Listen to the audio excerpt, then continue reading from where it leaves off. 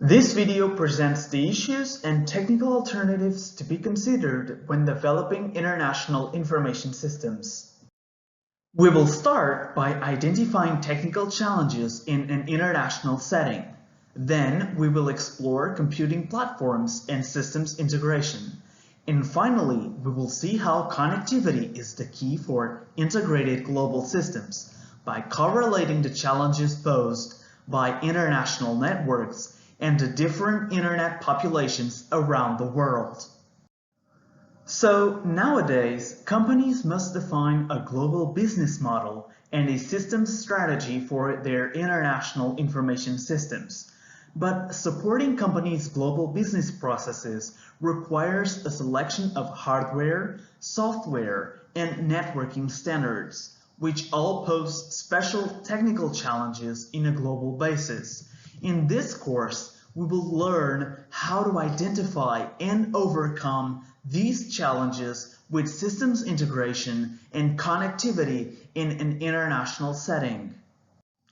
The development of a transnational information systems architecture based on the concept of core systems raises questions about how the new core systems will fit in with the existing suite of applications developed.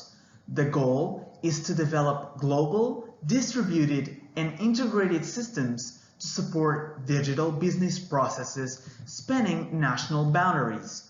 Briefly, these are the same problems faced by any large domestic systems development effort.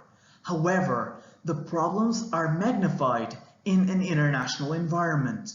Some central authority must establish data and technical standards with which sites are to comply. For instance, acceptable interfaces between systems must be standardized. Truly integrated global systems must have connectivity, and as we all know, the internet is a foundation for providing connectivity among the dispersed units of global firms. But the truth is that few global corporations trust the security of internet.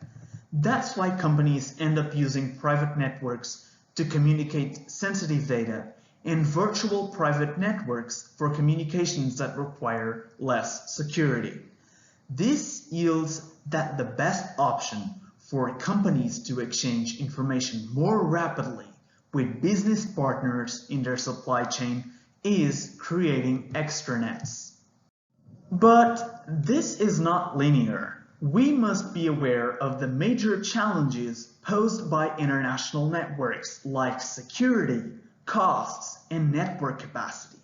In fact, high costs paired with low incomes in many developing countries limit access to internet service. Also, in those countries where an internet infrastructure exists, it often lacks bandwidth capacity and is unreliable due to power grid issues. As we look at all of these challenges in an international setting, we have to consider different internet populations around the world. Some countries don't yet support basic internet service.